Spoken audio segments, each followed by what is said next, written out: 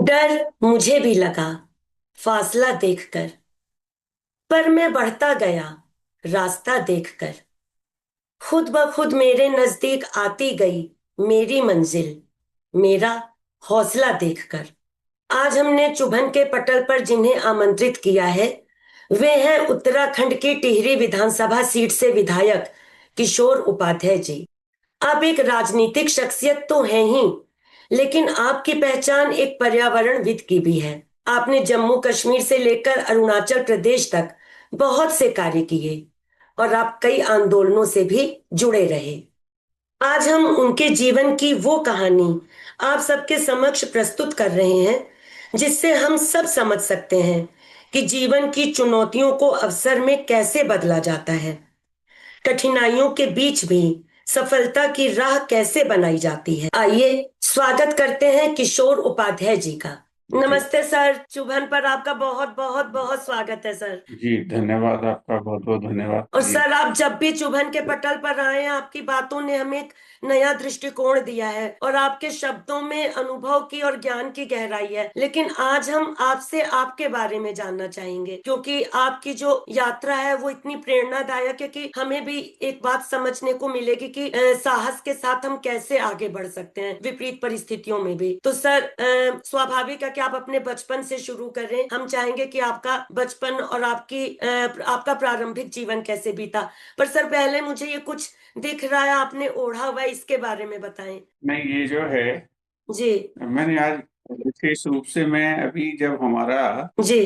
विधानसभा का जो अधिवेशन वहाँ भराड़ी शहर में था, जी। और वो एक दिन पहले संपन्न हो गया। जी। तो वहाँ से भगवान बद्रीनाथ जी 3 घंटे के रास्ते पर हैं। अच्छा। तो मुझे ये लगा कि जब मैं यहाँ पर हूँ जी। तो मुझे उनके दर्शन करने जाना चाहिए। और भी लोग जाना चाहते थे, लेकिन इस समय यहाँ अतिवृष्टि से बहुत सी सड़कें टूट रही हैं। जी। जी। अभी भी वही जगह जगह है। तो बाकी लोगों को शायद उनको ये लगा होगा कि अपने जीवन को खतरे में डालना अच्छी बात नहीं है। जी। लेकिन मैंने सोचा कि मैंने कहा, जब मन में एक बात आ गई है तो मैंने कहा मुझे जाना चाहिए। और जी। मेरे साथी भी थे मेरे साथ, तो मेरे जो सहायक भी हैं, गाड़ी भी वो चलाते हैं, मुकेश लेखरा जी थे, एक सुरेश तोपवाल जी थे, तो वो सब लोग भी थे। और जो मेरे साथ एक सुरक्षा कर्मी हैं, सैनिक था। तो हमने चारों ने ये तय किया कि नहीं, जो भी होगा, अगर प्रभु की इच्छा होगी बद्रीनाथ जी की तो पहुंच जाएंगे, जी। नहीं होगी तो जहां पर भी सड़क बंद होगी वहां से वापस आ जाएंगे। जी। हुआ ये कि जिस दिन हम जा रहे थे, रास्ते में जो है सड़क बंद हो गई। जी। तो हमने कहा भाई, अब जब आए हैं तो चलो कोई बात नहीं, आज यहीं रुक लेते हैं, जब तक खुलेगी नहीं तब तक जो है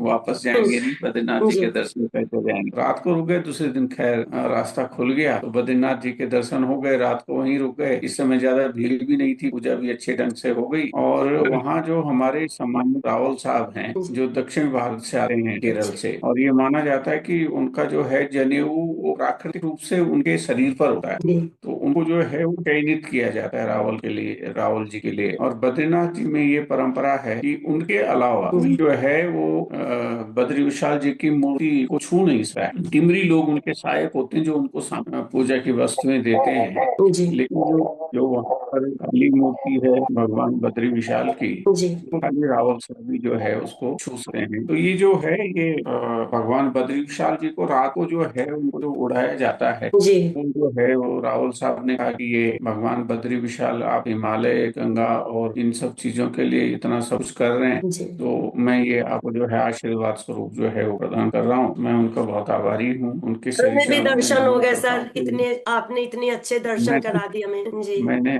मैंने विशेष रूप से इसलिए जो है इसको जो है आज ओढ़ लिया। मैंने कहा, भावना बिल्कुल। जी का आदेश है, तो मैंने कहा अरे जो नहीं है सर, भगवान मेरा क्या। बद्री, जी। ये बहुत ये अच्छा सर। ये है।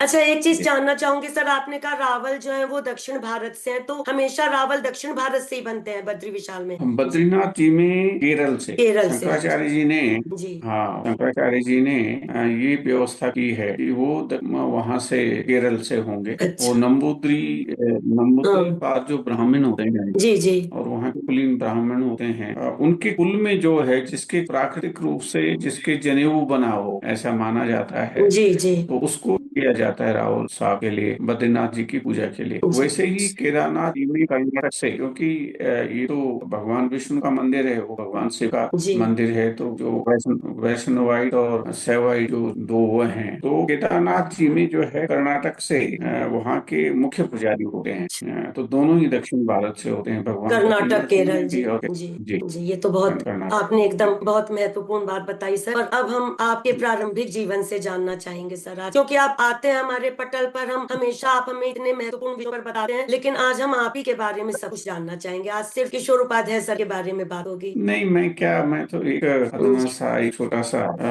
मनुष्य। क्या है, प्रभु उसको जो उस पर जो कृपा करना चाहते हैं या बनाना चाहते हैं, तो मैं तो बहुत ही, मेरी हम्बल बैकग्राउंड है। हमारा यही टेरी में गांव है पाली, वहाँ मेरे पिताजी जो हैं, वैसे तो वो गांव के, हमारे यहाँ उस समय ये प्रिंसली स्टेट थी, जिसको हम रियासत, जैसे अमेठी है, जी जी तो अमेठी में मेरे सौभाग्य रहा कि राजा रविंद्र सिंह जी का आशीर्वाद मुझे मिला। जी और संजय सिंह तो हमारे भाई जैसे हैं, बड़े भाई जैसे हैं, हमने लंबे समय तक साथ में काम भी जी किया। और इसी के लोकसभा चुनाव में ये बड़े मेरे लिए सौभाग्य की बात है कि राजा साहब रणजय सिंह जी की बात जो है, वो किसी दुर्घटना में पैर टूट गया था, लेकिन पैर टूटने के बावजूद उन्होंने राजीव जी का जो है चुनाव में हिस्सा लिया उन्होंने। जी। तो वहां से लेकर के और वहां तक, जो मैंने इसलिए इसका जिक्र किया क्योंकि वही स्थिति टिहरी की भी थी। अच्छा लेकिन वहाँ अमेठी में क्या था कि वहाँ के जो ये जो कुलीन परिवार था राजा लोगों का, उन्होंने शिक्षा के क्षेत्र में बहुत अच्छा काम किया। बहुत। जी जी हमारे यहाँ कट परिस्थितियां हैं, इसलिए जो है यहाँ शिक्षा के क्षेत्र में दूसरा जो है, आवागमन का कोई साधन नहीं था। तो मैं गांव में पैदा हुआ, पाली मेरा गांव है। जी मेरे पिताजी के पीताम्बर दरी में बहुत, मैं 20-22 साल का था तब देहांत हो गया था, और वहाँ जन्म लिया। तो मैं जब 10वीं परीक्षा जब देनी थी, तो जी 30 किलोमीटर पैदल आया। जो एक बैंक भी नहीं था वहाँ, कुछ नहीं था, फोन नहीं था, सड़क नहीं थी, जंगल था पूरा जो है, पूरा पर्वत जो है, पहाड़ था। तो टेहरी से जो है अपने गांव पाली से नई टेहरी हम पैदल आए, फिर उतना ही वापस गए, लगभग 30 किलोमीटर, 8 किलोमीटर एक दिन में गए। और बीच में मेरी दादी कहती थी कि वहाँ दैत्य रहता है, एक जगह है अच्छा कुरशार में, जी वहाँ तो मैंने इस समय एक बड़ी पानी की जो है वो योजना बनाई है कि वहाँ दैत्य रहता है, तो इसलिए जो है 3-4 लोग साथ में जाना।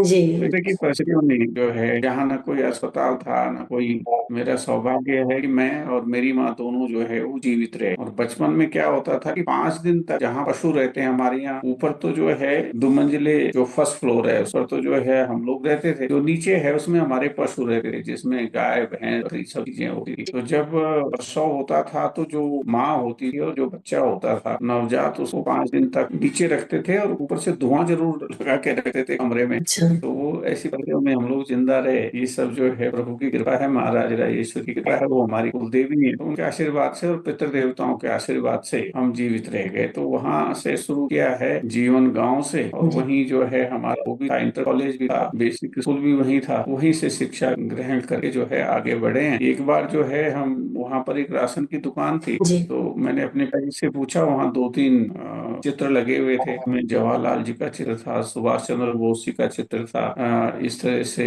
इंदिरा जी का भी था। तो मैंने जब उनसे पूछा, तो उन्होंने कहा कि ये कौन लोग हैं, तो मैं उनको ऐसा समझता जैसे भगवान है ये। तो मैंने उसी दिन ये तय किया था कि मुझे एक बार इंदिरा जी से मिलना है। तो मुझे दिल्ली आना पड़ा एक अस्वस्थता के कारण, और उस समय जो है फिर इंदिरा जी से मुलाकात हो गई, और फिर वहाँ जो है काम करने का मौका मिला। तो ये है, अपना जीवन में कोई खास विशेष बात नहीं है। क्योंकि सर भौगोलिक परिस्थितियां भी ऐसी होती है पहाड़ों की, तो मुझे लगता है शिक्षा वगैरह का बहुत कम वहां पर लोग मतलब शिक्षित हो पाते हैं, शिक्षा का स्तर शायद बहुत कम है। और जो आप जैसे कुछ लोग उच्च शिक्षा प्राप्त कर लेते हैं, तो वो तो एक बहुत बड़ी उपलब्धि खैर होती है, और वो भी उस टाइम पर। अब तो आप लोगों के प्रयासों से काफी कुछ आसान हो गया है, पर पहले तो जैसा आप बता रहे हैं कि इतनी दूर आपको आना पड़ता था चलकर। तो आपने इंदिरा जी का बताया, फिर काफी समय आप 2-3 प्रधानमंत्रियों के साथ आपने शायद काम किया, राजीव जी के साथ भी किया। नहीं, उसमें क्या है कि ये मेरा सौभाग्य रहा। मुझे लगता है कि प्रभु जो हैं वो तय करते हैं कि आपने क्या करना है। जी मेरा था क्योंकि हम लोग जो है ना,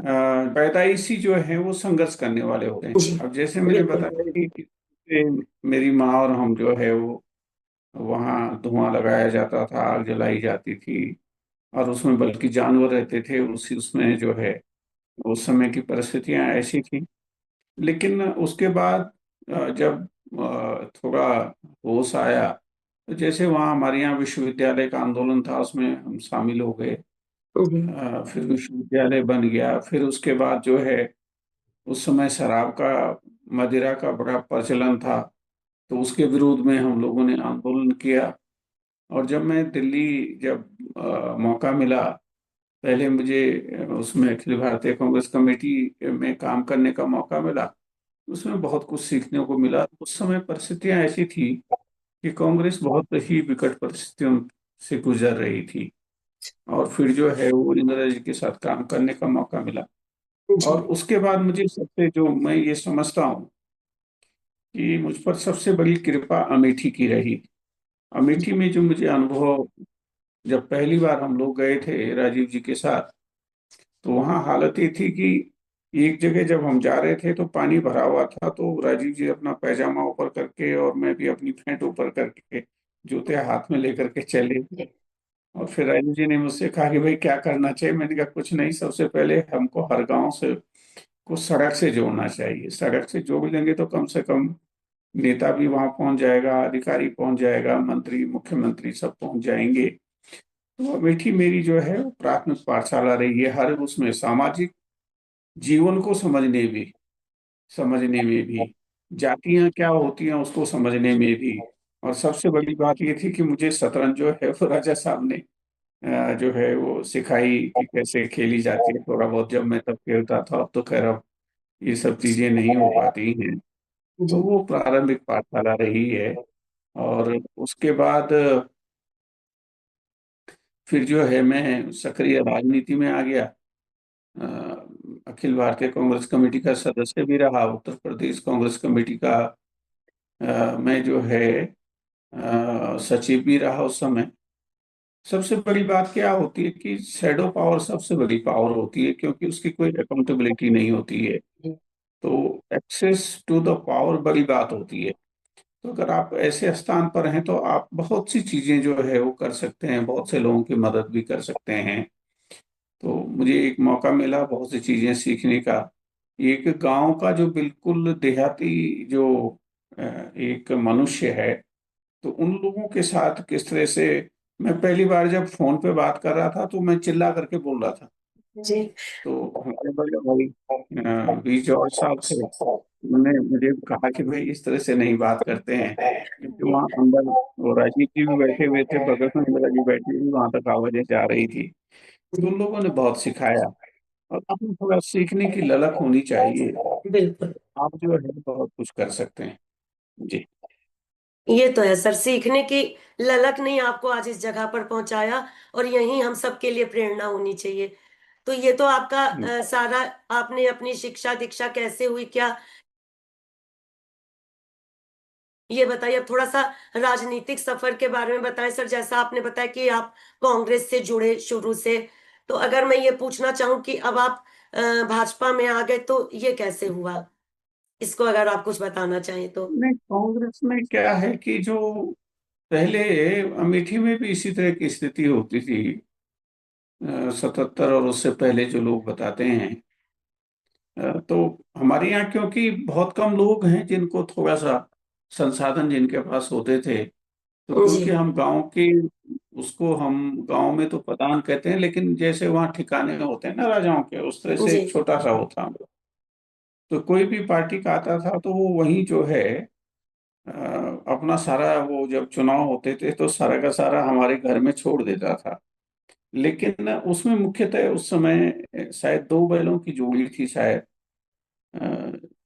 उसका 72 के आसपास की बात बता रहा हूं मैं। तो तब थोड़ा बहुत हम बच्चे, उस समय टिन के वो होते थे स्टिकर वगैरह, उसको देखते थे। तो वहां से शुरुआत थोड़ा बहुत जो है वो राजनीति के बारे में हुई। और फिर जब मैं दिल्ली आया, जब मैंने इंदिरा जी और उनको देखा, तो उसके बाद थोड़ा समझ आई। और खैर उन्होंने जब मैं पे मिला इंदिरा जी को, तो मैंने कहा कि, उन्होंने कहा कहाँ के हो, तो मैंने बताया कि मैं फलानी जगह का हूँ। तो उनको अच्छा लगा। मुझे ये लगता है कि वो जो पर्वतीय परिवेश के लोग थे, उनके साथ मेरे ख्याल से उनका एक स्नेह रहा होगा, क्योंकि उनका उनका देहरादून से लेके मसूरी से लेकर के जी उनका काफी आना जाना था। तो उन्होंने जो है हमको थोड़ा रास्ता दिखाया। अनफॉर्चुनेटली 84 में जो है अ, उनका जो है वो जी। देहांत। उनकी हत्या हो गई। और उसके बाद जिस तरह की अफरा तफरी वाली स्थिति बनी, तो मुझे पहले से ही अमेठी में जो है काम करने का मौका मिला। उसके बाद जब राजीव जी नहीं रहे, तो उसके बाद सक्रिय राजनीति में मैं अखिल भारतीय कांग्रेस कमेटी का सदस्य हो गया। जी और उसके बाद जो है वो बहुत से हमने यहाँ पर कोशिशें की। अब तो उत्तर प्रदेश ही हमारा पैतृक प्रदेश तो उत्तर प्रदेश ही है। जी उत्तर प्रदेश ने हमेशा हम लोगों को सबसे ऊंचे पायदान पर रखा। जी आप ये देखिए कि पहले पहले मुख्यमंत्री हमारे गोविंद वल्लभ पंत जी भी वहीं से थे, जी उत्तराखंड से थे। और आज के जो मुख्यमंत्री हैं वो भी उत्तराखंड से ही हैं, बल्कि उनकी शिक्षा दीक्षा तो काफी जो है वो मेरे यहाँ बगल के जी बिल्कुल। जो गांव जो कॉलेज है उसमें हुई है। तो अमेठी में उस समय वीर बहादुर सिंह जी और अरुण कुमार सिंह मुन्ना जी, संजय सिंह जी और हंसराज भारद्वाज जी। अब देखिए ये कि विश्वास की बात होती है कि राजीव जी ने पूरा विश्वास करके, मेरे साथ और भी लोग थे जिसमें आज जो अमेठी के सांसद हैं हमारे के एल शर्मा साहब भी थे, वो जी वहां पर कोऑर्डिनेटर के रूप में थे। तो उस सारे 84 के चुनाव को बहुत अच्छे ढंग से संभाला सब लोगों ने। और सबसे अधिक वोटों से उस समय राजीव जी जीते। जी लेकिन अनफॉर्चुनेटली उनकी हत्या हो गई। तो उस समय जो है जब मैं सक्रिय राजनीति में आ गया, तो उसके बाद मेरे मन में आया कि हमको इस देश की सुरक्षा के लिए, जिस तरह से उत्तराखंड पर्वतीय क्षेत्र जो गंगा और यमुना, भगवान बद्रीनाथ केदारनाथ की धरती है, देवभूमि है, उसका सही ढंग से नियोजन हो नहीं पा रहा है। तो जी फिर हम लोगों ने ये उत्तराखंड अलग राज्य के लिए कोशिश की, आंदोलन में भाग लिया। तो उसके बाद जो है वो अलग राज्य बन गया। तो मुझे 84 85 में राजीव जी ने कहा था कि तुम गौरीगंज से चुनाव लड़ लो। जो है उस समय मेरी उम्र बहुत कम थी, मुझे अक्ल थी नहीं। अब जी 85 में अगर मैं उस समय वो राष्ट्रपति देवी जी फिर चुनाव लड़ी, वहां से वो सिटिंग एमएलए की थी। लेकिन रहा होगा उनके मन में, पता नहीं। लेकिन हमको अकल नहीं थी तो मैंने मना कर दिया कि मैं नहीं चुनाव लड़ूंगा जो है 85 में।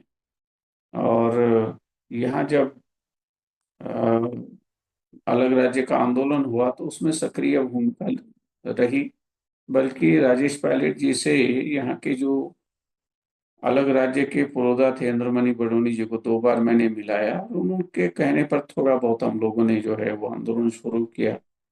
लेकिन वो जो आपका आरक्षण के विरोध वाला आंदोलन था, मंडल। उसकी वजह से, हाँ जी उसकी वजह, अब मंडल कमीशन अगर यहाँ आ जाता है ऊपर पहाड़ पर, तो मेरे ख्याल जी के सारे लोग ओबीसी होते। जी क्योंकि सबकी स्थितियां आज भी गांव की बड़ी खराब हैं। तो उसके बाद राज्य आंदोलन हो गया, उसमें हम जेल भी गए, भूख हड़ताल पर भी रहे। 13 दिन की भूख हड़ताल की मैंने एआईसीसी में ही, नरसिम्हा राव जी के ऑफिस के सामने। और उसके बाद जो है राज्य आंदोलन के बाद जब यहाँ अलग राज्य बन गया, तो उस समय लगभग जो है तब चाहे यहाँ के प्रदेश अध्यक्ष को बनाने में रही हो मेरी भूमिका रही। और उसके बाद जो है मैं अल्टीमेटली सब कुछ जो है अ, प्रदेश का मैं ही संभालता था। तो 2002 में मुझे जो है वो टिकट दिया। और मेरे चुनाव में खुद जो है उस समय कांग्रेस अध्यक्ष सोनिया जी आई। और मेरे ख्याल से इतनी विशाल सभा, क्योंकि लोग आते जा रहे थे, और अब तो खैर वो शहर डूब गया है, पुराना टेहरी शहर टेहरी बांध में है। तो इतनी विशाल सभा आज तक नहीं हुई है। वो अंतिम सभा थी उसमें तो 2002 में मैं जीत गया, स्टेट मिनिस्टर बनाया गया। लेकिन कुछ मुद्दों पर नारायण दत्त जी बड़े कद के नेता थे, लेकिन मेरी कुछ जो है मुद्दों पर उनसे नहीं बनी। तो मुझे जो है वो हटना पड़ा मंत्रिमंडल से। उसके बाद जो है यहाँ के बहुत से जो इश्यूज हैं, जैसे परिसीमन का मसला है जो कि अब आने वाला है। परिसीमन के मसले को लेकर के हम लोगों ने कोशिश की, एक बड़ा आंदोलन किया। हाँ, सुप्रीम कोर्ट तक हमारे साथ ही गए। उसके बाद जो मुझे यहाँ का प्रदेश अध्यक्ष बनने का भी अवसर मिला। ये मेरा तीसरा टर्म है यहाँ। और अ, उसमें प्रदेश अध्यक्ष बनने में जो 2016 में जब सरकार गिरी, तो मेरे विचार से मेरा मानना ये है कि मैं और मेरे साथियों ने जिस तरह से एक बड़ा आंदोलन खड़ा किया, उसने उस समय की सरकार को बचाया। लेकिन जी मुझे लगता है कि यहाँ की जो स्टेट लीडरशिप थी उसको अच्छा नहीं लगा होगा कि भाई एक साधारण परिवार का व्यक्ति, गांव के किसान का बेटा जो इतना आगे बढ़ रहा है, तो उन्होंने हमारे पैर कतरने की पूरी कोशिश की। और अंततः जो है आज मैं भारतीय जनता पार्टी में हूँ। और जी भारतीय जनता पार्टी में मुख्य विषय ये था कि एक तो जो हमारे वनाधिकार के मुद्दे हैं, क्योंकि मैं ये मानता हूँ कि उत्तराखंड का जो योगदान है इस देश के लिए, जी उससे बड़ा कोई योगदान नहीं है। बिल्कुल। जब मुझे नरसिम्हा राव जी ने पूछा कि भाई आप क्यों, हमारी पार्टी का तो ये एजेंडा है ही नहीं, आप क्यों इसमें शामिल हो गए, मैंने कहा कि मैं, हम कोई अपने लिए नहीं हुए हैं। आप ये देखिए, जब आप दिल्ली में थे तो यमुना की क्या स्थिति थी, और वही पानी जो पीएम हाउस या पीएम ऑफिस है वही हम पीते थे, वही प्रधानमंत्री जी पीती थी। तब तो ये था नहीं, ना आरओ था, ना बोतल का जो है पानी होता था, कुछ नहीं होता जी था। ज्यादा ज्यादा उबाल लेते थे। एनडीएमसी का पानी सब लोग पीते थे। तो जी मैंने कहा आज आप उस पानी को छू नहीं सकते हैं। और जीवन के लिए सबसे पहले ऑक्सीजन, फिर जल, और उसके बाद अन्न जरूरी है। और ये उत्तराखंड जो है लगभग लगभग 63-64% देश को वो देता है। और यही हमने उनके सामने, नरसिम्हा राव जी के सामने ये बातें रखी थी। लेकिन उन्होंने वो राज्य दिया नहीं, कुछ ऐसी बातें हो गई। तो जी अटल जी ने राज्य बनाया, उसमें हम लोगों के आंदोलन की महत्वपूर्ण भूमिका रही। जी तो उसको हम ठीक ढंग से, ये जो हिमालय है, गंगा है, हमको इसका कोई फायदा नहीं है। फायदा है तो जो जैसे उत्तर प्रदेश है, बिहार है, दिल्ली है, उसको है। तो मैंने कहा इसलिए उसके लिए अलग व्यवस्था होनी चाहिए। जी अब हम उसमें कितना सफल हुए हैं इसका आकलन तो आप लोग कर सकते हैं। जी भारतीय जनता पार्टी में जो दो मुख्य मुद्दे थे, हिमालय का मुद्दा है, वनाधिकारों का मुद्दा है। और आज के दिन जब मैंने हमारे यशस्वी मुख्यमंत्री पुष्कर सिंह धामी जी से कहा कि हमको जो है, जो कार्बन क्रेडिट है, ये एक वैश्विक जो है अवधारणा है कार्बन क्रेडिट की। और मैंने कहा हम सबसे ज्यादा अवशोषित करते हैं कार्बन को, और हमारा जो है पानी सबसे ज्यादा काम आता है। तो हमको कोशिश करनी चाहिए कि अंतर्राष्ट्रीय समुदाय से कार्बन क्रेडिट लेना चाहिए। फिर हमने हिमालय बचाओ गंगा बचाओ वाला आंदोलन लंबे समय तक सुंदरलाल बहुगुणा जी के नेतृत्व में किया, जी जम्मू कश्मीर से लेकर के और अरुणाचल प्रदेश तक। जब हम श्रीनगर में प्रेस कर रहे थे, तो जी उस समय बगल में जो है वो बॉम्ब फट गया, वो जो आतंकवादी हैं। तो हो जी सकता था हमारा कुछ जीवन रहा होगा बचा हुआ, हम पर कोई असर नहीं हुआ। तो 9-10 में वहां तक किया हमने, अरुणाचल प्रदेश तक। लेकिन उसमें कोई ज्यादा सफलता नहीं मिली। और इस बार भी मेरी कोशिश ये है कि जो वैज्ञानिक बोल रहे हैं जी कि 2050 में तक या 2050 में एक बूंद गंगा जल गंगा में नहीं रहेगा, माँ गंगा में, और एक बूंद जो है बर्फ नहीं रहेगी। तो उसकी कल्पना करिए कि जो आने वाली पीढ़ियां हैं, बच्चे हैं, उनका बिल्कुल कैसे जो है जीवन चलेगा। तो भारतीय जनता पार्टी में भी कोई ऐसा नहीं है कि मैं कोई बहुत ज्यादा असहज हूँ। हाँ, ये जरूर है कि मैं जब कांग्रेस में था तो मैं नंबर 1 या नंबर 2 पर था। लोग इस दृष्टि से देखते थे कि भाई किशोर उपाध्याय इस देश के मुख्यमंत्री हो सकते हैं, दिल्ली जा सकते हैं। लेकिन बहुत सी परिस्थितियां होती हैं। 2012 में 377 वोट से मैं चुनाव हार गया, तो हो सकता था 2012 में मैं मुख्यमंत्री हो गया होता। तो बहुत सी चीजें होती, जैसे अमेठी में ही है, संजय सिंह जी हमारे अच्छे दोस्त हैं, उनमें पोटेंशियल था, वो मुख्यमंत्री हो सकते थे उत्तर प्रदेश के, नहीं हो पाए। वैसे किशोर उपाध्याय नहीं हो पाया, तो उसका कोई मलाल नहीं। तो उसका शायद कुछ कारण ये, जैसा मुझे लगता है सर, जो भी थोड़ा बहुत मैं जानती हूँ आपको भी, कि शायद आपने उस दृष्टि से तब सोचा भी नहीं होगा। और आप क्योंकि जमीन से जुड़े हुए थे तो आपको लगता था मुझे काम करना, और जिन लोगों के साथ कर रहे थे वो आपके आदर्श थे। जैसा आपने खुद ही कहा कि आप उनको भगवान समझते थे। तो हो सकता है इसलिए भी आपने वो कदम तब, जैसे कि आपने कहा सन 85 में आपको मिल रहा था टिकट, गौरीगंज से आपने नहीं लड़ा चुनाव। तो हो सकता है ये भी बात रही हो, लेकिन जो भी अभी आपने पाया वो भी कुछ कम नहीं है, क्योंकि आपने इतना कार्य किया। आपने सुंदरलाल बहुगुणा जी का कहा सर, मैं चिपको आंदोलन का थोड़ा सा पढ़ रही थी तो बड़ा मन भावुक होता है कि कैसे पेड़ों को पकड़ के लोग चिपक गए थे। थोड़ा सा अगर इसके बारे में, वो गौरा देवी जी के बारे में या सुंदरलाल बहुगुणा जी के बारे में, आप आपके साथ कैसा उनका संबंध था, अगर संक्षेप में आप बता दें कुछ तो।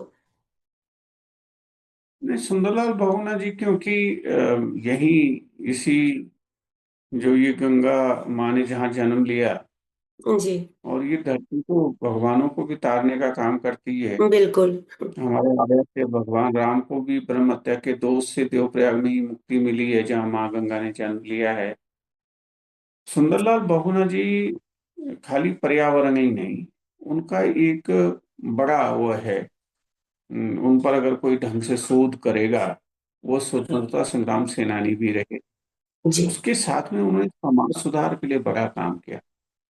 सुंदरलाल बहुगुणा जी और यहाँ तीन चार लोग और थे, जिन्होंने नई नया दृष्टिकोण पूरे विश्व को, विश्व क्या भारत को तो दिया ही। बिल्कुल। वहाँ एक ब्राह्मण का परिवार, एक दलित का परिवार, एक क्षत्रिय का परिवार, सब लोग साथ में रहते थे, साथ में खाते थे, साथ में काम करते थे। तो एक नया प्रयोग उन्होंने जो है यहाँ टिहरी में किया था, श- शराब के विरोध में। जी। क्योंकि हम लोग को आजकल मैं देखता हूँ कि हर संत जो है, हर साधु, हर कथावाचक जो है वो भागवत कथा करता है। जी। तो भागवत कथा जो है अब तो हवाई जहाज में भी लोग कर रहे हैं, जिनके पास पैसा है, पानी के जहाज में भी कर रहे हैं। जी। और बिल्कुल। बद्रीनाथ जी में तो अभी जो है, जैसे मैं था वहां 10 कथाएं हो रही थी भागवत जी की।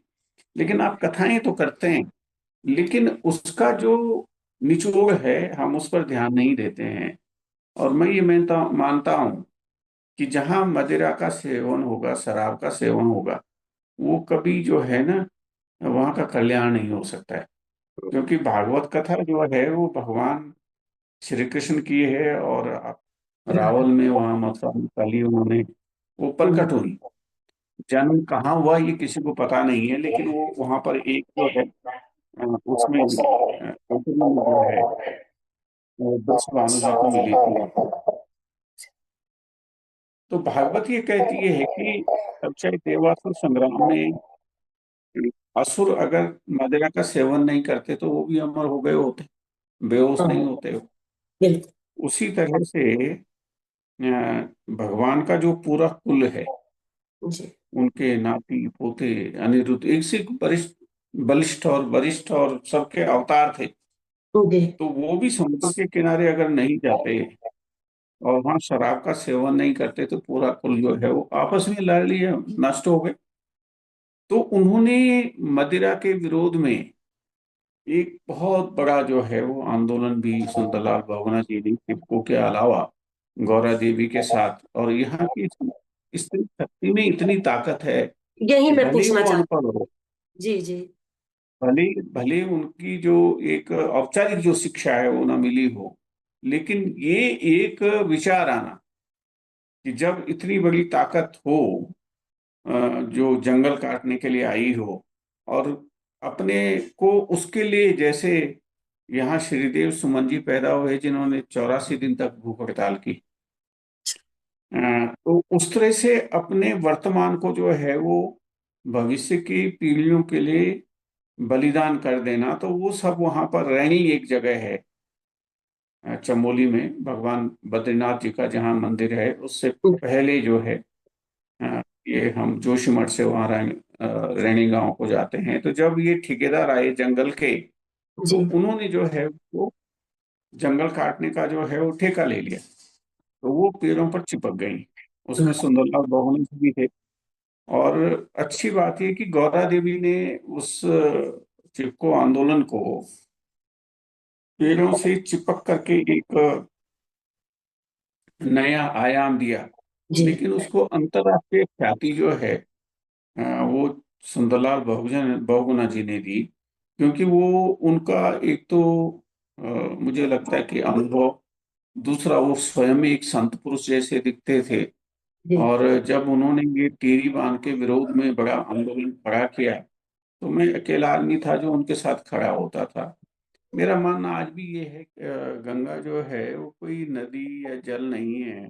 जी वो तो ये जो है वो यह लोक और परलोक को सुधारने वाली है। तो बिल्कुल। जब सुंदरलाल बहुगुणा जी ने यहाँ पर टेरी बांध के विरोध में जी एक बड़ा आंदोलन किया, तो मेरे ख्याल से मैं राजनीतिक दल का पहला व्यक्ति रहा होऊंगा, और भी लोग थे जिन्होंने उनका सपोर्ट किया। जी और फिर मेरे मन में ये आया कि हमारे पास क्या है, भावना जी, जी कि हम लोग इस चीज का ध्यान नहीं रखते हैं कि हमारे पास जो बड़े लोग हैं जो अंतर्राष्ट्रीय स्तर पर जी जी भारत को बड़ा फायदा जो है वो लाभ पहुंचा सकते हैं।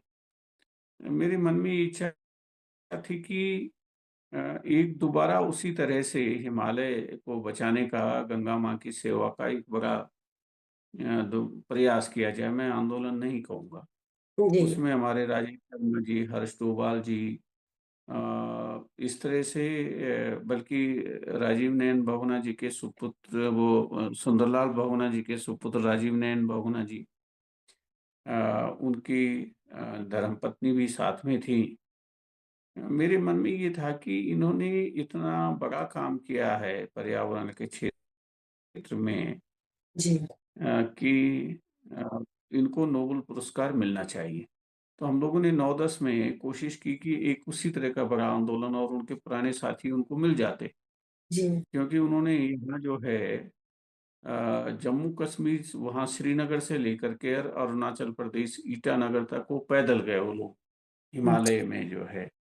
जी इसलिए वो कोशिश की थी, लेकिन कुछ कारणों से वो कोशिश जो है वो सफल नहीं हो पाई। जी और 12 में क्योंकि मैं चुनाव भी हार गया, तो लोगों ने कहा कि किशोर उपाध्याय जो है अपने को बचाने में लगता तो ज्यादा अच्छा था, हिमालय बचाने के बजाय, गंगा बचाने के बजाय। आज भी लोग वही कहते हैं। उसका नुकसान भी होता है, उसका लाभ भी होता है व्यक्तिगत जो है, लेकिन सबसे बड़ी बात क्या है कि आपको एक मानसिक संतोष मिलता है कि आप आने वाली पीढ़ियों के लिए कुछ कर जी रहे जी हैं। और दुर्भाग्यवश जो है उस मुहिम को हम उतना आगे नहीं बढ़ा पाए। और फिर कोविड आ गया। कोविड में जो है सुंदरलाल बहुगुणा जी का निधन हो गया, और अभी तो उनकी धर्मपत्नी जी का भी, विमला जी का भी निधन हो गया। तो दोनों जो है जहाँ भी, पहले तो ईश्वर माँ गंगा उनको मोक्ष दे, लेकिन अगर स्वर्ग से भी वो देख रहे होंगे कि तब चाहे छोटा सा ही प्रयास है, किशोर उपाध्याय और उसके साथी जी उसमें जो है अभी भी कोशिश कर रहे हैं। मेरी चिंता अपने को लेकर के नहीं है। मेरी चिंता ये है कि भविष्य में अगर गंगा माँ में, अभी मेरी जो सास जी हैं, मदर इन लॉ, उनका निधन हुआ, तो जब मैं हरिद्वार में, हम उनकी चिता को अ, अग्नि दे रहे थे, तो मैं वहाँ बैठा हुआ था, तो मैं ये सोच रहा था कि मैंने कहा भविष्य में अगर यहाँ हरिद्वार में गंगा माँ में पानी नहीं रहेगा, जल नहीं रहेगा, गंगा जल नहीं रहेगा, तो लोग कहाँ जो है इस तरह बिल, से, इस भावना से आएंगे कि बिल्कुल ठीक। हमारे जो वो है उनको मोक्ष मिल सके। तो अपनी एक छोटी सी कोशिश है, और वैज्ञानिकों ने चेता दिया है कि 2050 में गंगा में एक बूंद गंगा जल नहीं रहेगा, और न हिमालय पर एक बूंद बर्फ रहेगी, और उसके लिए हम खुद दोषी हैं। मनुष्य उसके लिए दोषी हैं।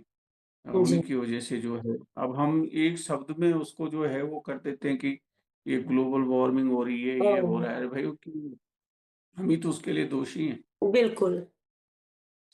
तो उसकी एक कोशिश कर रहे हैं कि सुंदरलाल बहुगुणा जी के जो सपने हैं, हम सब मिल करके उनको साकार कर सकें, ये देश सुरक्षित रह सके। उसका जो दूसरा भाग है, पहले भी मैंने शायद आपको बताया कि जितने ये विकसित देश हैं वो डूब जाएंगे। जापान डूब जाएगा, जी सिंगापुर डूब जाएगा, अमेरिका पर असर होगा, इंग्लैंड पर असर होगा। तो ये सारी चीजें हैं जिसके लिए चिंतन करना जरूरी है। अब कोई जरूरी नहीं है कि वो, जब भारत की आज़ादी का 1857 में आंदोलन शुरू हुआ तो हम 1947 में आज़ाद हुए, और टिहरी 2 साल बाद हुआ, 1949 में। तो कोई जरूरी नहीं है कि तुरंत ही उन सारे जो विषय आप उठा रहे हैं उनका तुरंत ही जो है समाधान हो जाए। लेकिन मुद्दों को जिंदा रखना जरूरी है, जिससे कि आने वाली पीढ़ियां उनको समझ सकें और उनको आगे बढ़ा सकें। तो मेरी कोशिश ये है कि उसको जारी रखा जाए।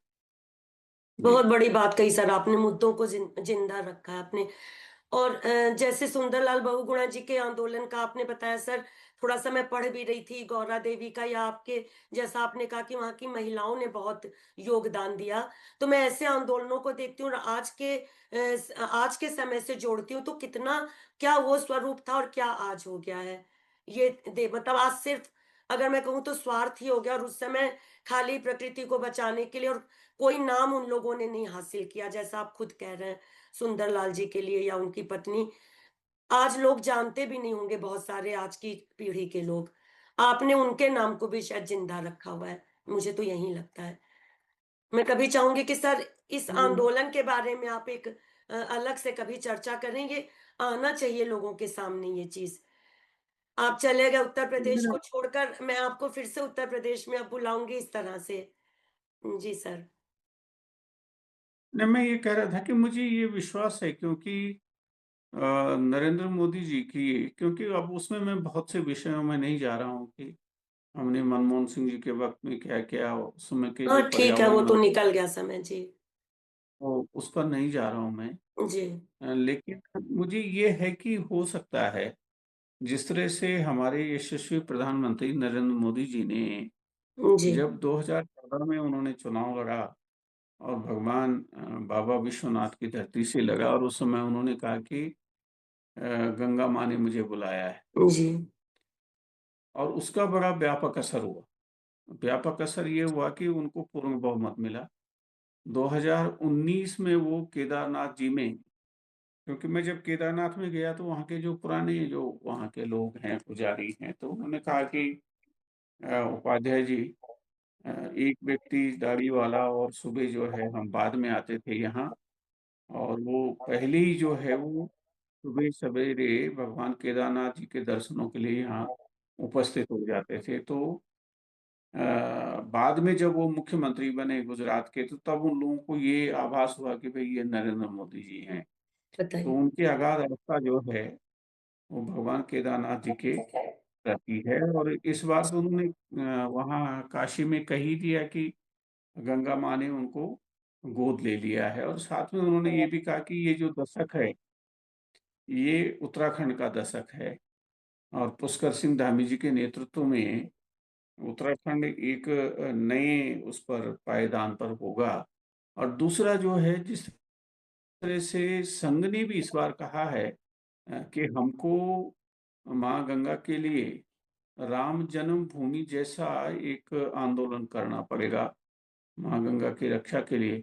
और आज के दिन में सबसे विशाल अगर कोई संगठन है, तो मेरे विचार से जो कहा गया है, संघे शक्ति कलयुगे, तो मेरे ख्याल संघ से बड़ा कोई संगठन आज के दिन जी बिल्कुल। नहीं है। जी। तो गंगा की रक्षा के लिए यहाँ की हिमालयी जो नदियां हैं, और भी जितनी नदियां हैं, जी। मैंने जब 91 92 में प्रणब मुखर्जी जी को कहा था कि भाई हमको कुछ करना चाहिए इस बारे में, तो पूरा जी। प्लानिंग कमीशन ही आया था।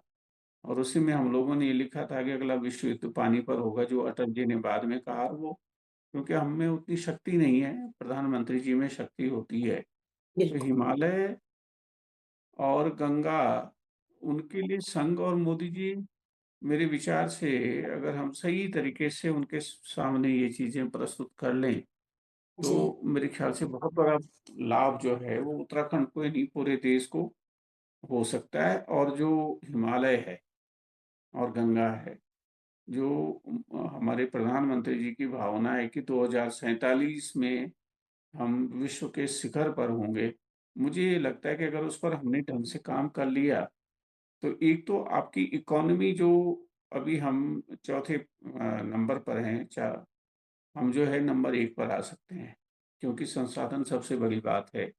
और दूसरा जो है, हिमालय आपको जो यहाँ का नेतृत्व, जो है स्थानीय नेतृत्व है अन्य देशों का, वो दे सकता है। और आपको यूनाइटेड नेशन से भी बड़ी संस्था का जो है वो निर्माण कर सकते हैं, जिसका नेतृत्व भारत कर सकता है। तो हिमालय में, उत्तराखंड में, माँ गंगा में बड़ी शक्ति है। अब उस शक्ति का हम लोग भक्ति भाव से कैसे उपयोग कर सकते हैं, ये मेरे ख्याल से हमको समझने की जरूरत है। अब उतनी शक्ति जो है वो, जो बड़े हस्ताक्षर हैं उनमें ही हो सकती है। किशोर उपाध्याय में उतनी शक्ति तो अभी है नहीं। मेरा मानना देखो, ये है कि वो पहुंचाने कोशिश वाले तो कर आप ही हैं ना सर, मीडिएटर आप ही हैं, माध्यम आप ही मैं बने। कोशिश कर जी। कोशिश कर रहे हैं कि उन मुद्दों को जो है हम लोग जिंदा रह सकें। उस समय जब हमने हिमालय और गंगा के बारे में, मैंने तत्कालीन जो उपाध्यक्ष थे प्लानिंग कमीशन के, प्रणब मुखर्जी जी, उनसे मैं मिलने गया और मैंने कहा कि मैं गंगोत्री जा रहा हूँ। तो उन्होंने कहा जी। मेरे लिए गंगा जल लेगा। मैंने कहा उसमें हम्म। गंगा जल है ही नहीं, मैं कहाँ से लाऊंगा आपके लिए। तो उन्होंने सबको बुलाया जो वहाँ एडवाइजर थे, नवला वाला साहब थे। तो उन्होंने कहा कि सारी नदियों की बड़ी खराब स्थिति है। तब मैंने कहा कि उत्तरकाशी और टिहरी को मिडिल हिमालय के डेवलपमेंट का जो है हमको मॉड्यूल बनाना चाहिए और उसको रिप्लिकेट करना चाहिए पूरे मिडिल जी। मिडिल हिमालय में, देश में भी, विदेश में। खाली हिमालय हमारे थोड़ी है, वो तो पूरे विश्व का है। तो उसमें जब रिपोर्ट बनाई थी, उसमें AR कोहली साहब थे जो गवर्नर हुए मेघालय के, वो मिजोरम के। उन्होंने ही मिजो अकॉर्ड करवाया था लॉर्ड डेंगा साहब से, उनके बड़े पारिवारिक संबंध थे। उस रिपोर्ट में हमने एक लाइन लिखी थी कि अगला विश्व युद्ध पानी पर हो। हम्म। एक दिन मैंने देखा कि अटल जी कह रहे हैं, वो प्रधानमंत्री थे, कि अगला विश्व युद्ध पानी पर होगा। तो मैंने नौलावाला साहब को फोन किया। उन्होंने बड़ी अच्छी बात कही कि देखो, हमसे टॉकिंग, तुम तो PMO में रहे हो, टॉकिंग पॉइंट्स मांगे जाते हैं, हमने उसमें लिखा, उन्होंने वो बात कह दी। तो जैसे गीता है, गीता में अगर ये नहीं होगी भगवानों वाच, भगवान श्री कृष्ण ने ये कहा है, और उसमें कई ये होता कि नौला वाला वाच, तो कौन उसको जो है उस पर ध्यान देता, कौन उसको पढ़ता। तो जी। आपके कंठ में और आप में कितनी शक्ति है, उसका उतना व्यापक असर होता है। तो मैं इसीलिए कह रहा हूँ कि आज उसका व्यापक असर तब हो सकता है अगर प्रधानमंत्री जी उसको बिल्कुल। अपने हाथ में ले लें और संघ अपने हाथ में ले ले। तो मेरे ख्याल से भारत को बहुत बड़ा लाभ होगा, और सबसे बड़ा लाभ जो है संसाधनों में होगा। और हमको किसी से कुछ मांगने की आवश्यकता नहीं है। देखिए, माँ गंगा कब जो है, अगर उसकी इच्छा होगी तो वो कुछ ना कुछ कृपा करके इस पर आगे बढ़ा देगी। अब आपको अपनी बात पहुंचानी चाहिए सर प्रधानमंत्री जी तक, बिल्कुल जोर शोर से। नहीं, अब मैं तो कोशिश कर रहा हूँ। जी। बाकी आप सब लोगों की सदिच्छाओं से, जी सर। आप लोगों की कृपा से, क्योंकि ये खाली हमारा सवाल, किशोर उपाध्याय का सवाल नहीं है, नहीं नहीं। ये देश का सवाल भी नहीं, पूरे विश्व का सवाल है। जी। और जिस दिन हिमालय पर एक बूंद बर्फ नहीं रहेगी तो भारत और क्या, बहुत से देशों से खत्म हो जाएंगे, आधी दुनिया वैसे सोचना भी खत्म हो मुश्किल जाएगी। है। जी। मुश्किल है। तो मेरे विचार से आप जैसे लोग इसमें जो है, जहां जहां हो सकती है बातचीत करनी चाहिए। बिल्कुल करनी चाहिए सर। इसको एम्पलीफाई करना बहुत जरूरी है कि किस तरह की स्थिति जो है की तरफ हम लोग बढ़ रहे हैं।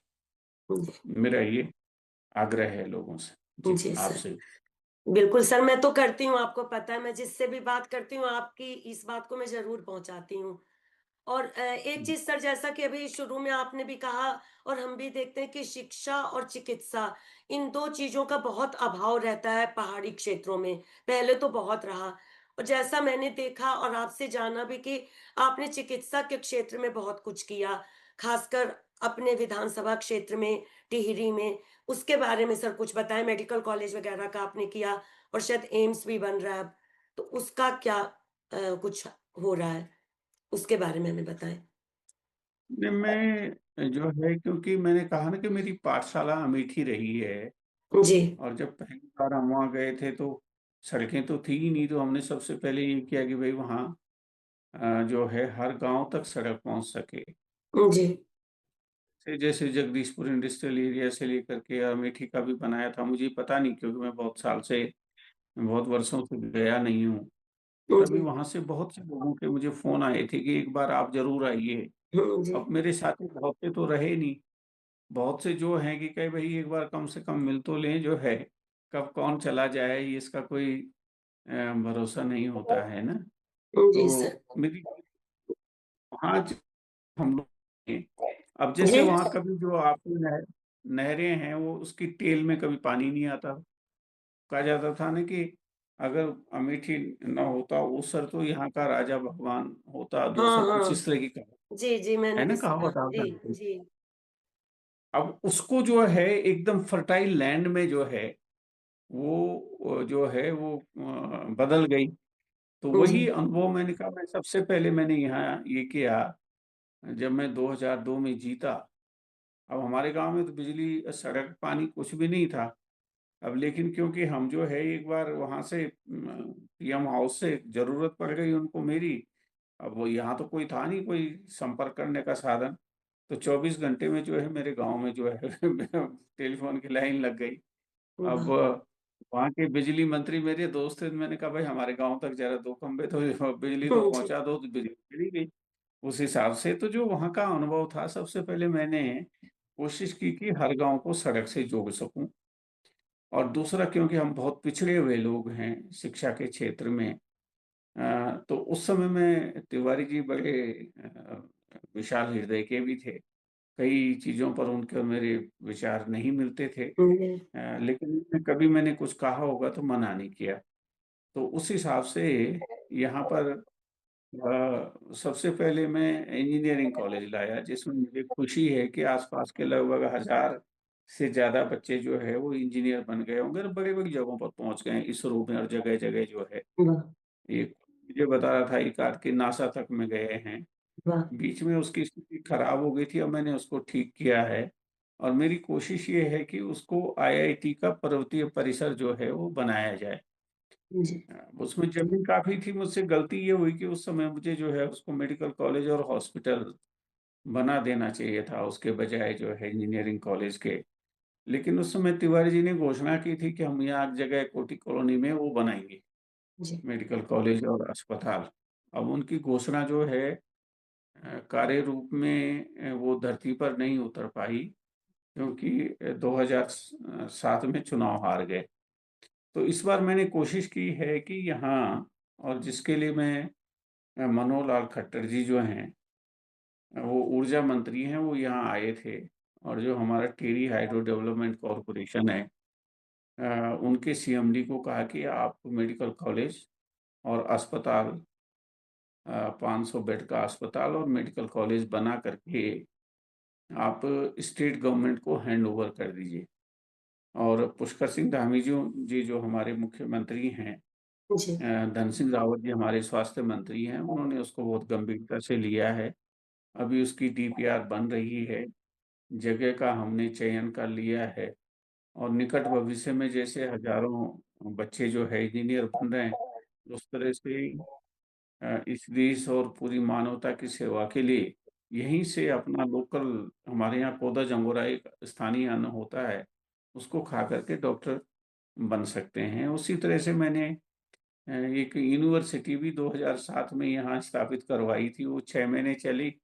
लेकिन मुझ में इतनी शक्ति नहीं थी इसको रोकने की, एक साहब उसको अपने यहाँ ले गए उठा करके 6 महीने चलने के बाद भी। तो इस तरह से कई बार फिर यहाँ श्रीदेव सुमन एक यूनिवर्सिटी बनाई है। सबसे ज्यादा यहाँ जहाँ पर मैं अभी नई टिहरी में हूँ, मेरे उत्तर भारत में इतने विषय किसी दूसरे महाविद्यालय में नहीं है जो महाविद्यालय मैंने यहाँ पर स्थापित करवाया था। तो इस तरह से कोशिश कर रहे हैं। करने वाला मैं नहीं हूँ, हम कौन होते हैं करने जी। वाले। ईश्वर अगर एक अवसर देता है, और मैं तो ये सोचता हूँ कि मैंने अच्छा किया यहाँ की राजनीति में आकर के कि नहीं किया। हो सकता है मैं दिल्ली में होता तो कभी का जो है वो मिनिस्टर वगैरह बन करके रिटायर हो गया होता। लेकिन तब मुझे जहाँ मैंने जन्म लिया है उस धरती को की सेवा करने का अवसर नहीं मिलता। ये सबसे बड़ी तो चीज होती है सर, ये सबसे बड़ी चीज है। और और उसमें मुख्य जो मेरा जो है, जो मैंने पहले भी आपको कहा कि किसी तरह से हम हिमालय को बचा सकें और हिमालयी नदियों को बचा सकें।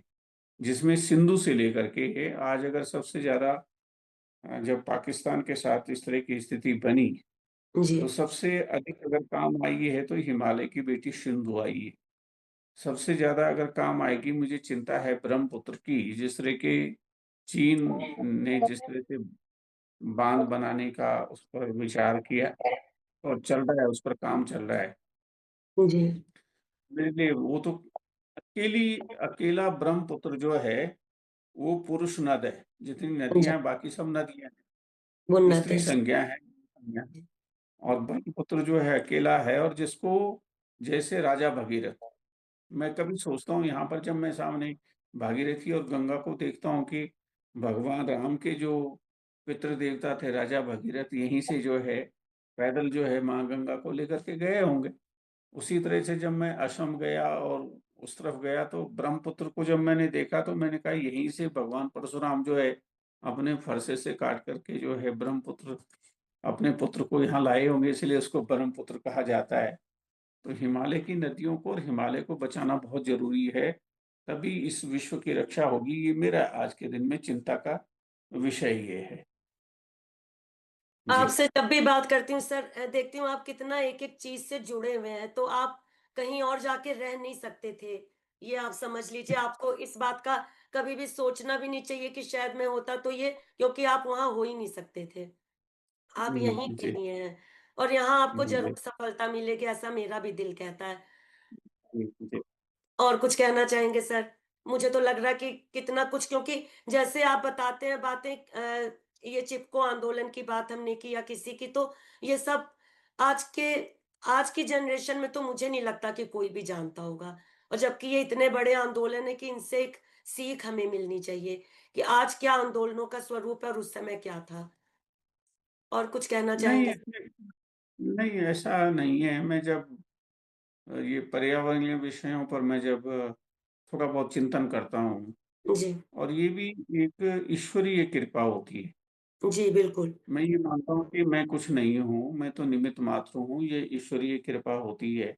जी। मैं जब ये वो चिपको आंदोलन का श्री गणेश जो है, जी। गौरा देवी और सुंदरलाल बहुगुणा जी ने चंडी प्रसाद भट्ट जी, वो उस समय के जितने ये लोग रहे होंगे, उन्होंने एक दूरदृष्टि उनमें थी। लेकिन उससे बिल्कुल। पहले, लगभग 400 साल पहले, जो जी। गोरखपुर में वहां पर जो बिश्नोई समाज ने और उनकी महिलाओं ने, उसमें मेरे ख्याल से 300 से ज्यादा वहां के राजा को उस समय अपना महल बनाने के लिए लकड़ी की आवश्यकता थी। और उन्होंने ये किया कि वहां का जो एक वृक्ष है वो काटने का आदेश किया, तो वहां की महिलाएं चिपक गई उन वृक्षों पे। और वो इतने निर्दयी थे कि उन लोगों ने उन महिलाओं के शरीर को काटा कुल्हाड़ियों से, तब भी वो लोग पीछे नहीं हटे। तो उसकी प्रेरणा मुझे लगता है कि सुंदरलाल बहुगुणा जी को, विमला बहुगुणा जी को, गौरा मिलेगी। देवी जी को वहां से मिली होंगी। और दूसरा, क्योंकि हम वनवासी हैं, जैसे भगवान श्री कृष्ण कहते हैं ना भागवत में, जी। शायद 10वें स्कंद में वो ये कहते हैं कि मैं जल में मैं गंगा जल हूँ। वैसे वो गीता में कहते हैं कि मैं पर्वतों में हिमालय हूँ। तो उसी तरह से वो कहते हैं कि मनुष्यों में मैं वनवासी हूँ, जो जंगल के बीच में रहते हैं, तब चाहे वो उत्तराखंड में रहते हों, झारखंड में रहते हों, और उत्तर प्रदेश में भी तो जो है माँ विंध्यवासिनी जो है, वहाँ इतना जंगल है। सब मिर्जापुर में जगह, अब पता नहीं क्या स्थिति है, मैं नहीं जानता। उसी तरह से हर जगह महाराष्ट्र में है, गुजरात में है। तो उन्होंने ये कहा कि मैं वनवासियों के रूप में रहता हूँ। तो उस स्वरूप के अनुसार जो है, क्योंकि थोड़ा बहुत जो है हमारे पिताजी ने जो सिखाया, तो जी। इसलिए जल के प्रति, क्योंकि हमारे यहाँ जो है अगर श्री सूक्ता अगर आप देखेंगे, तो जी। उसमें सोना चांदी जितनी भी धातुएं हैं, अब सबसे महंगी धातु तो मैं नाम भूल गया, परसों मैंने कहा था कि भाई उससे ज्यादा तो महंगा तो हमारा वृक्ष है। तो अच्छा। उसको, किसी पदार्थ को नहीं, उसमें कहा गया है धनम वायु धनम अग्नि, इस तरह का जो है श्री सूक्त में वर्णन है। तो जी। हमारे लिए धन, जिससे कि हम लोग जिंदा रह सकें, हमारा फोकस नहीं है ना उस पे, हम्म। कि जिंदा रहने के लिए पहले ऑक्सीजन चाहिए। फिर पानी चाहिए, जल चाहिए, 3 दिन से ज्यादा आप बिना पानी के नहीं रह सकते हैं। उसी तरह से अन्न चाहिए। और आज के दिन में सबसे बड़ी बात यह है कि पूरे देश में कोई ऐसा अस्पताल नहीं है हम्म, जहां आप या मैं, कोई भी जो है, आपने तो इतना लंबा संकट जो है पिताजी के अस्वस्थता का देखा है। आप ये देखिए ना कि कौन, कोई ऐसा हॉस्पिटल नहीं है जहाँ इस भाव से जा सकें कि हमको तुरंत राहत मिल बिल्कुल जाएगी, मेरा ठीक हो जाएगा और जो है मुझसे मुझे लूटा नहीं जाएगा। तो मेरे बिल्कुल ख्याल से जो जीवन के लिए जरूरी चीजें हैं, जी उन सारी चीजों पर हमारा जो है ना दृष्टिकोण सबको बदलना चाहिए और उस पर फोकस होना चाहिए, मेरा मानना ये है। और उसमें जो है वृक्ष सबसे महत्वपूर्ण भूमिका निभाता है, क्योंकि वो सब कुछ आपको देता है ना। अगर आज जो ये मैं देख रहा हूँ पर्वतीय क्षेत्र में, उत्तराखंड में, हिमाचल में, आपके जम्मू कश्मीर में जो स्थितियां पैदा हो गई हैं, अगर हम ये जो तराई के जो जंगल हैं इनको नहीं काटते तो मेरे ख्याल से ये स्थिति पैदा नहीं होगी। नहीं होते जी। हाँ, देहरादून में 27 डिग्री सेल्सियस से ऊपर कभी जो है पारा नहीं जाता था। अगर जाता था तो मसूरी से बारिश हो जाती थी। आज के दिन जो है 42 43 जो दिल्ली बहुत का बता तापमान, तो एक बड़े उसमें ये इट्स हरकुलियन टास्क इसको ठीक करना, लेकिन वो किया जा सकता है। हरकुलिस ने किया, तो हम जी लोग क्यों नहीं कर सकते, मेरा मानना ये है। जी। बहुत अच्छा लगा सर। और कुछ कहना चाहेंगे आप? कोई आपकी नहीं हम। जीवन यात्रा इतनी कठिन परिस्थितियों में, इतनी विपरीत परिस्थितियों में भी आपने इतना साहस रखा और इतना कुछ, मुझे तो यही लगता कि आपने बहुत कुछ पाया सर। पद प्राप्त कर लेते उससे, वो तो कुछ दिन रहते, फिर हटना ही हटना था। आपने लोगों के दिलों में जगह बनाई है, तो ये बहुत मायने रखता है।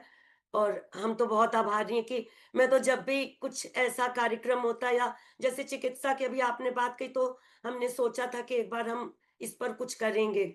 आपने हर्बल चीजों पर और आयुर्वेदिक पर, एलोपैथिक, होम्योपैथिक, इस पे भी करेंगे सर हम कुछ। क्योंकि आपने बिल्कुल ठीक कहा कि मानवीय आधार पर कहीं कोई इलाज नहीं होता।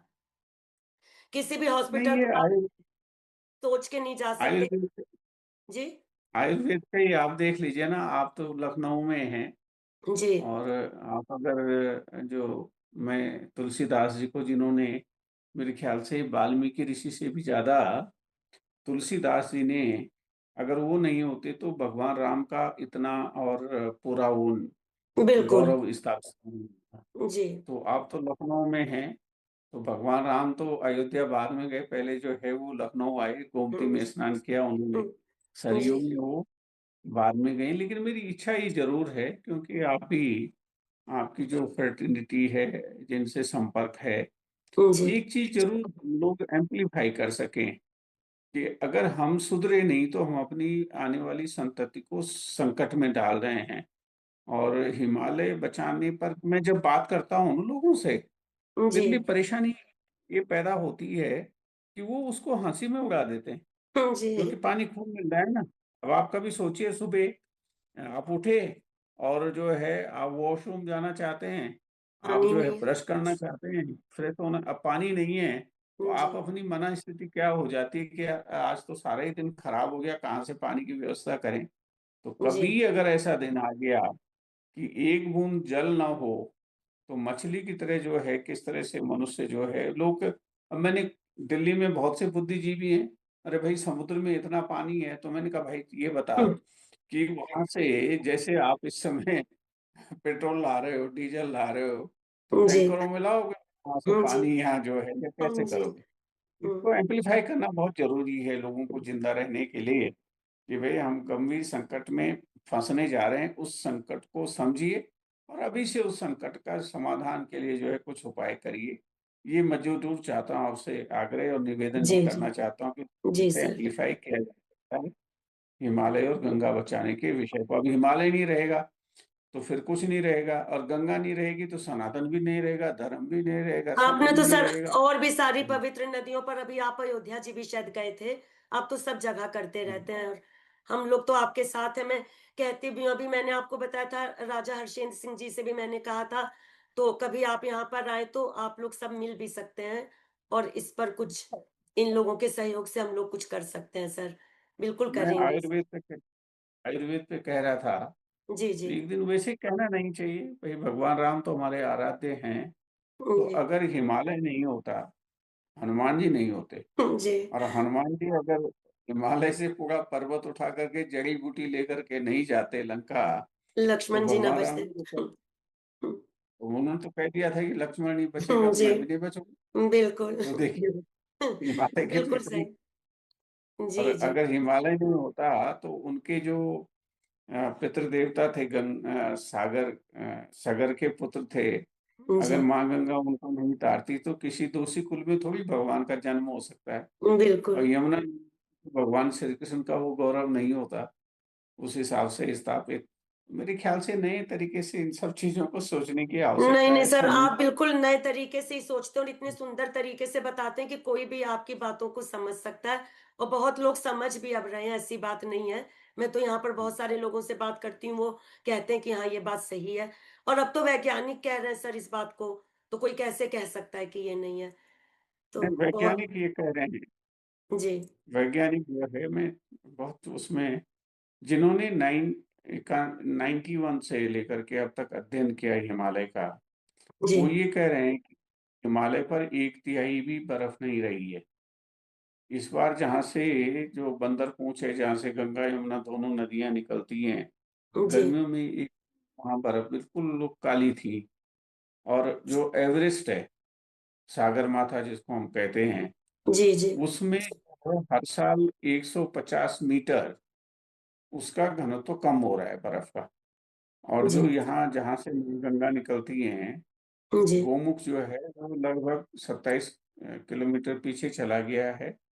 और जी 70 से 90 मीटर हर साल पीछे खिसक रहा है। तो इस तरह की स्थिति पैदा हो गई है और उसको संभालना जरूरी है। मेरा निवेदन तो ये। जी जी सर, बिल्कुल सर होगा। मुझे पूरा विश्वास है आपके इस सारी जो आप इतनी तपस्या में तो कहूंगी कर रहे हैं, इसको जरूर सफलता मिलेगी। और आपकी इस यात्रा के लिए हमारी तरफ से आपको बहुत बहुत शुभकामनाएं सर। और आपने इतना बहुत समय दिया और हमें अपनी इन बातों से हमें इतना समृद्ध किया कि मेरे पास शब्द नहीं है। मैं बहुत बहुत आपकी आभारी हूँ सर। नहीं नहीं, आपका बहुत धन्यवाद। जी सर। और आपने मुझे अवसर दिया उसके लिए मैं आपका अंतर्मन से आभार व्यक्त करता जी। हूँ।